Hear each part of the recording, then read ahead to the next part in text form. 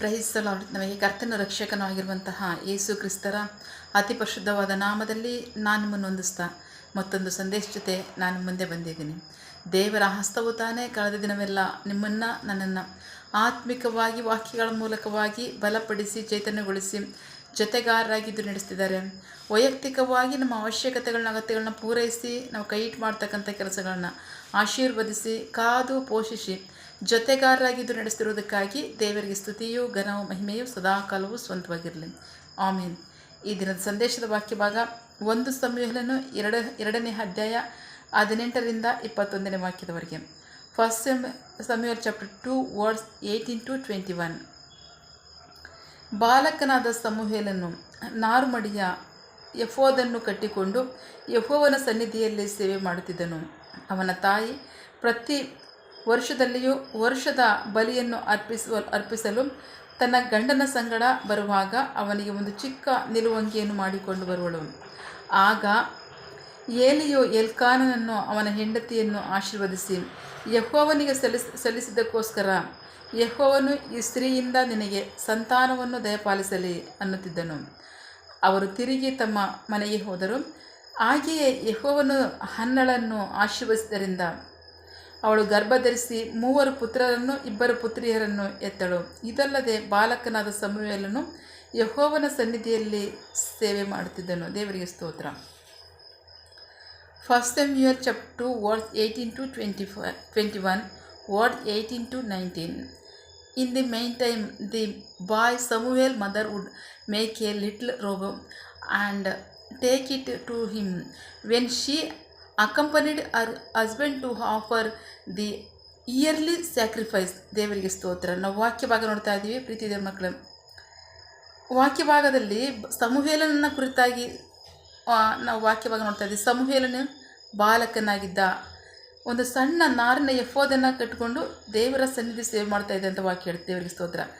ಅವನ ತಾಯಿ ಅವಳ ತಂದೆ ಜೊತೆ ಪ್ರತಿ ವರ್ಷ ದೇವರಿಗೆ ಬಲಿಯನ್ನು ಅರ್ಪಿಸಲು ಬರುವಂಥ ಸನ್ನಿವೇಶದಲ್ಲಿ, ಕಾಣಿಕೆಯನ್ನು ಅರ್ಪಿಸಲು ಬರುವಂಥ ಸನ್ನಿವೇಶದಲ್ಲಿ, ಆರಾಧನೆಗೆ ಬರುವಂಥ ಸನ್ನಿವೇಶದಲ್ಲಿ ಅವನಿಗೋಸ್ಕರ ಒಂದು ಚಿಕ್ಕ ನಿಲುವಂಗಿಯನ್ನು ತಯಾರು ಮಾಡ್ಕೊಂಡು ಬಂದು ಅವನಿಗೆ ಕೊಡ್ತಾ ಇದ್ಲು. ಅವನು ಅದನ್ನು ಧರಿಸ್ಕೊಂಡು ದೇವರ ಸನ್ನಿಧಿ ಸೇವೆ ಮಾಡ್ತಾ ಇದ್ದ ಅಂತ ವಾಕ್ಯ ಹೇಳುತ್ತೆ. ದೇವರಿಗೆ ಸ್ತೋತ್ರ. ಆದರೆ ವಾಕ್ಯ ಭಾಗ ಹೇಳುತ್ತೆ 20ನೇ ವಾಕ್ಯ. ಆಗ ಎಲಿಯನು ಎಲ್ಕಾನನನ್ನು ಅವನ ಹೆಂಡತಿಯನ್ನು ಆಶೀರ್ವದಿಸಿ, ಯೆಹೋವನಿಗೆ ಸಲ್ಲಿಸಿದ್ದಕ್ಕೋಸ್ಕರ ಯೆಹೋವನು ಈ ಸ್ತ್ರೀಯಿಂದ ನಿನಗೆ ಸಂತಾನವನ್ನು ದಯಪಾಲಿಸಲಿ ಎನ್ನುತ್ತಿದ್ದನು. ದೇವರಿಗೆ ಸ್ತೋತ್ರ. ವಾಕ್ಯ ಭಾಗದಲ್ಲಿ ನೋಡ್ತಾ ಇದ್ವಿ. ಆಕೆ ಏನು ಮಾಡಿದ? ದೇವರಿಗೆ ಸಲ್ಲಿಸಿದ. ಏನನ್ನ ಸಲ್ಲಿಸಿದ ಅಂತಂದರೆ ಬಹಳ ಪ್ರಮುಖವಾದ ಕಾಣಿಕೆ ಅಂತ ಸಮುವೇಲನನ್ನೇ ಸಲ್ಲಿಸಿದ್ದಾಳೆ. ದೇವರಿಗೆ ಸ್ತೋತ್ರ. ಆಕೆ ಮಕ್ಕಳಿಲ್ಲದೆ ಬಂಜೆ ಆಗಿದ್ದಂಥ ಸನ್ನಿವೇಶದಲ್ಲಿ ಮಾಡಿದಂಥ ಪ್ರಾರ್ಥನೆ ಏನು? ದೇವರೇ, ನಿನ್ನ ದಾಸಿಯನ್ನು ಕನಿಕರಿಸಿ ಆಕೆಗೆ ಒಬ್ಬ ಗಂಡು ಮಗನನ್ನು ಕೊಟ್ಟರೆ ಅವನ್ನ ನಿನ್ನ ಸನ್ನಿಧಿ ಸೇವೆಗೋಸ್ಕರವಾಗಿ ಒಪ್ಪಿಸ್ಕೊಡ್ತೀನಿ, ನಿನಗೋಸ್ಕರನೇ ಅವನ್ನ ಒಪ್ಪಿಸ್ಕೊಡ್ತೀನಿ ಅಂತ ಪ್ರಾರ್ಥನೆ ಮಾಡಿ ದೇವರಲ್ಲಿ ಬೇಡಿಕೊಂಡ. ದೇವರು ಅನುಗ್ರಹಿಸಿದರು. ಯಥಾಪ್ರಕಾರವಾಗಿ ಸಮುವೇಲನು ಎದೆ ಹಾಲನ್ನು ಕುಡಿಯೋದನ್ನು ಬಿಟ್ಟಾಗಲೇ ತಂದು ದೇವರ ಸನ್ನಿಧಿಗೆ ಅವನ್ನ ಒಪ್ಪಿಸಿದಾಳೆ. ಯಾಜಕರಂತ ಏಲಿಯ ಸಂಗಡ ಇದ್ಕೊಂಡು ಮಗು ದೇವಾಲಯದಲ್ಲಿ ಬೆಳೆದಿದೆ, ಅಷ್ಟು ಮಾತ್ರ ಎಲ್ಲ ಬೆಳೀತಾ ಇರಬೇಕಾದ್ರೆ ಆ ಸಣ್ಣ ಮಗುವಾಗಿದ್ದಾಗಲೇ ಚಿಕ್ಕ ಒಂದು ನಾರಿನ ಎಫೋದನ್ನು ನಾನು ಕಟ್ಕೊಂಡು ದೇವರ ಸನ್ನಿಧಿ ಸೇವೆ ಮಾಡ್ತಾ ಇದ್ದಂಥ ವಾಕ್ಯ. ದೇವರಿಗೆ ಸ್ತೋತ್ರ. ಈಗಿರಬೇಕಾದ್ರೆ ಆಕೆ ಏನು ಒಪ್ಪಿಸ್ತಂದರೆ ಬಹಳ ಪ್ರಮುಖವಾಗಿ ಸಮುವೇಲನನ್ನೇ ದೇವರಿಗೆ ಒಪ್ಪಿಸ್ಕೊಟ್ಟ. ಏಲಿಯ ಅದಕ್ಕಾಗಿ ಅವನಿಗೆ ಆಶೀರ್ವದಿಸ್ತಾ ಇದ್ದಾಳೆ.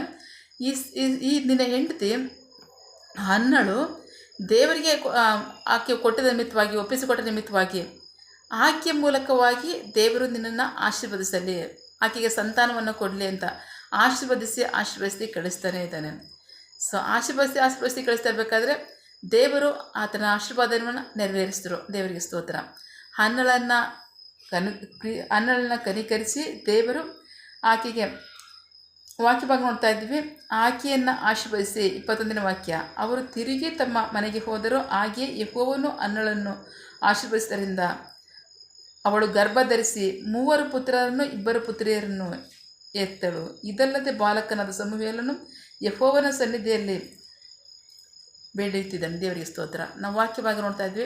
ಸಮುವೇಲನ ಬಾಲಕನೇ ಅಂತಲೇ ಬಳಸ್ತಾ ಇರ್ತಕ್ಕಂಥದ್ದು, ಅಲ್ಲೆಲ್ಲಿ ಹುಡುಗನು ಅಂತ ಹೇಳಿಲ್ಲ. ಸೊ ಹಾಗಾಗಿ ಚಿಕ್ಕ ಎದೆ ಹಾಲನ್ನು ಕುಡಿಬಿಟ್ಟಂತಹ ಮಗುವನ್ನೇ ತಂದು ದೇವಾಲಯಕ್ಕೆ ಸಮರ್ಪಿಸಿದ್ದರಿಂದ ಸಮುವೇಲನು ಅಲ್ಲೇ ಬೆಳೀತಾ ಇದ್ದಾನೆ ದೇವರ ಸಮ್ಮುಖದಲ್ಲಿ. ದೇವರಿಗೆ ಸ್ತೋತ್ರ. ಆದರೆ ಬೆಳೆದ ಏನಾದ ಸಮುವೇಲನು? ದೊಡ್ಡ ಪ್ರವಾದಿಯಾದ, ದೊಡ್ಡ ಮಹಾಯಾಜಕನಾದ, ಬಹಳ ಶ್ರೇಷ್ಠವಾದಂತಹ ನಂಬಿಗಸ್ತನಾದಂಥ ನ್ಯಾಯಯುತವಾದಂತಹ ನ್ಯಾಯಾಧಿಪತಿಯಾದ. ಎಷ್ಟು ವರ್ಷಗಳ ಕಾಲ ಸೇವೆ ಸಲ್ಲಿಸ್ತಾ? ಸುಮಾರು 80 ವರ್ಷಗಳ ಕಾಲ ಸಮುವೇಲನು ಈ ಮಹಾಸೇವೆಯನ್ನು ಮಾಡಿದ್ದಾನೆ. ಈ ಮಹಾಸೇವೆಯಲ್ಲಿ ಒಂದಾದರೂ ಸಹ ದೇವರಿಗೆ ವಿರುದ್ಧವಂಥ ಕಾರ್ಯ ಇಲ್ಲ. ವಾಕ್ಯ ಹೇಳುತ್ತೆ, ಸಮುವೇಲನು ಸಂಗಡ 3ನೇ ಅಧ್ಯಾಯ 19ನೇ ವಾಕ್ಯ, ಚಾಪ್ಟರ್ 3 ವರ್ಡ್ 19. ಸಮುವೇಲನು ಬೆಳೆಯುತ್ತಾ ಬಂದನು, ಯೆಹೋವನು ಅವನ ಸಂಗಡ ಇದ್ದು ಅವನ ವಾಕ್ಯಗಳಲ್ಲಿ ಒಂದಾದರೂ ಬಿದ್ದು ಹೋಗಲಿಲ್ಲ. ದೇವರಿಗೆ ಸ್ತೋತ್ರ. ಸಮುವೇಲನು 80 ವರ್ಷ ತನಕ ಸೇವೆ ಮಾಡಿದ್ದಾನೆ. ಇಷ್ಟು ದೊಡ್ಡ ಮಹಾಸೇವೆ ಮಾಡಿದ್ದಾನೆ. 80 ವರ್ಷದಲ್ಲಿ ಅವನ ಮಾತಿನಲ್ಲಿ ಒಂದಾದರೂ ಬಿದ್ದೋಗಲಿಲ್ಲ ಅಂತ ವಾಕ್ಯ ಹೇಳ್ತದೆ. ದೇವರಿಗೆ ಸ್ತೋತ್ರ. ಸೊ ಎಷ್ಟೊಂದು ಘನವುಳ್ಳ ಸೇವೆ, ಬಹಳ ಆಶ್ಚರ್ಯ, ಬಹಳ ಅದ್ಭುತ. ಯಾಕೆ ಅಂತಂದರೆ ಒಪ್ಪಿಸಿಕೊಟ್ಟ ನಿಮಿತ್ತವಾಗಿ. ಪ್ರೀತಿ ದೇವ್ರ ಮಕ್ಕಳನ್ನು ನಾವು ರಕ್ಷಣೆ ಹೊಂದಿದ್ವಿ ನಿಜ. ದೇವರು ನಮ್ಮನ್ನು ಕನಿಕರಿಸಿ ತನ್ನ ಕೃಪೆಯಿಂದ ನಮ್ಮನ್ನು ಕರೆದಿದ್ದಾರೆ, ನಾವು ರಕ್ಷಣೆ ಹೊಂದ್ಕೊಂಡಿದ್ವಿ. ನಾವು ದೇವರಿಗೆ ವಿಧೇಯರ ನಡೆದುಕೊಳ್ತಕ್ಕಂಥದ್ದು ಅದು ದೊಡ್ಡ ಕಾರ್ಯ ಏನಲ್ಲ. ಬಟ್ ದೇವರಿಗೆ ಒಪ್ಪಿಸ್ಕೊಟ್ಟಿದ್ದಾರಲ್ಲ ಜೀವಿತವನ್ನು, ಅದು ಮಹಾಕಾರ್ಯ. ಒಪ್ಪಿಸ್ಕೊಟ್ಟಿದ್ದು ಮಾತ್ರ ಅಲ್ಲ, ಜೀವಿತ ಪೂರ್ತಿ ಹಾಗೆ ಜೀವಿಸಿದ್ದಾರೆ, ಇದು ಇನ್ನೂ ದೊಡ್ಡ ಕಾರ್ಯ. ಸಮುವೇಲನು ಸುಮಾರು 80 ವರ್ಷಗಳ ತನಕನೂ ಸಹ ಅವನು ದೇವರನ್ನ ಸ್ವರವನ್ನು ಕೇಳಿದ ಮೇಲೆ, ಪುಟ್ಟ ಬಾಲಕನಾಗಿರ್ತಕ್ಕಂಥ ಸಮುವೇಲನು ದೇವರ ಸ್ವರವನ್ನು ಕೇಳಿದ ಮೇಲೆ ಸುಮಾರು 80 ವರ್ಷಗಳ ತನಕನೂ ಸಹ ದೇವರ ಸನ್ನಿಧಿ ಸೇವೆ ಮಾಡಿದ್ದಾನೆ. ಆ ಸನ್ನಿಧಿ ಸೇವೆ ಮಾಡೋಂಥ ಸನ್ನಿವೇಶದಲ್ಲಿ, ಇಡೀ ದೇಶವನ್ನು ಪರಿಪಾಲನೆ ಮಾಡೋಂಥ ಸನ್ನಿವೇಶದಲ್ಲಿ, ದೊಡ್ಡ ಪ್ರವಾದಿಯಾಗಿ ಸೇವೆ ಮಾಡುವಂಥ ಸನ್ನಿವೇಶದಲ್ಲಿ, ಮಹಾಯಾಜಕನಾಗಿ ಸೇವೆ ಮಾಡುವಂಥ ಸನ್ನಿವೇಶದಲ್ಲಿ, ದೊಡ್ಡ ನ್ಯಾಯಸ್ಥಾಪಕನಾಗಿ ಸೇವೆ ಮಾಡುವಂಥ ಸನ್ನಿವೇಶದಲ್ಲಿ ಒಂದಾದರೂ ಅವನ ಮಾತಲ್ಲಿ ಬಿದ್ದೋಗಿಲ್ಲ ಅಂತ ವಾಕ್ಯ. ದೇವರಿಗೆ ಸ್ತೋತ್ರ. ಎಷ್ಟೋ ಕಾರ್ಯಗಳನ್ನ ದೇವರು ಖಂಡಿಸಿದ್ದಾರೆ, ಎಷ್ಟೋ ಜನರನ್ನ ಖಂಡಿಸಿದ್ದಾರೆ. ನಾವು ನೋಡ್ತಾ ಇದ್ವಿ, ಅವ್ರ ಹೃದಯದಲ್ಲಿದ್ದಂಥ ಆಲೋಚನೆಯನ್ನೇ ಗುರುತಿಸಿ ದೇವರ ಪ್ರವಾದಿನ ಕಳಿಸಿ ಹೇಳಿದ್ದಾರೆ, ಅವನು ಈ ಥರ ಆಲೋಚನೆ ಮಾಡ್ತಾ ಇದ್ದಾನೆ, ಇವನು ಈ ಥರ ಮಾತಾಡ್ತಾ ಇದ್ದಾನೆ, ಈ ಕಾರ್ಯ ಮಾಡ್ತಾ ಇದ್ದಾರೆ ಜನ, ಹೋಗಿ ನೀನು ಅವ್ರನ್ನ ಎಚ್ಚರಿಸುವಂಥ ಪ್ರವಾದಿಗಳನ್ನ ಕಳಿಸಿ ಎಚ್ಚರಿಸಿದ್ದಾರೆ.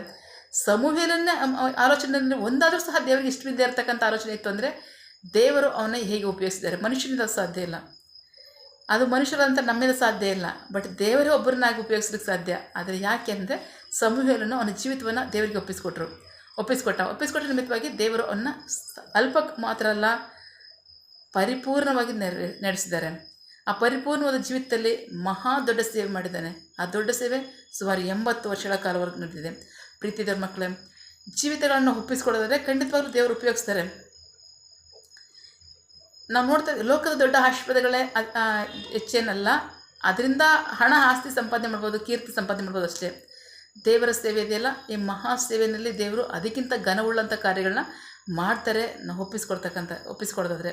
ಹಾಗಾಗಿ ಪ್ರೀತಿ ದೇವ್ರ ಮಕ್ಕಳನ್ನ ಚಿಕ್ಕ ವಯಸ್ಸಿನಲ್ಲಿ ದೇವರ ಸನ್ನಿಧಿಯನ್ನು ಬೆಳೆಸಿ, ದೇವರ ವಾಕ್ಯ ಪ್ರಕಾರವಾಗಿ ಬೆಳೆಸಿ, ಅವರು ಯಾವುದಾದ್ರೂ ಕಾರ್ಯಕ್ಕೆ ಬಳಸ್ತಾರೆ. ಅವರು ಆಫೀಸರೇ ಆಗ್ಬೋದು, ಅವ್ರು ಸೇವಕರಾಗ್ಬೋದು, ಅಥವಾ ಇನ್ಯಾವುದೋ ಆಗ್ಬೋದು. ಆದರೆ ದೇವರು ಮಾತ್ರ ಖಂಡಿತವಾಗ್ಲೂ ಉಪಯೋಗಿಸ್ತಾರೆ.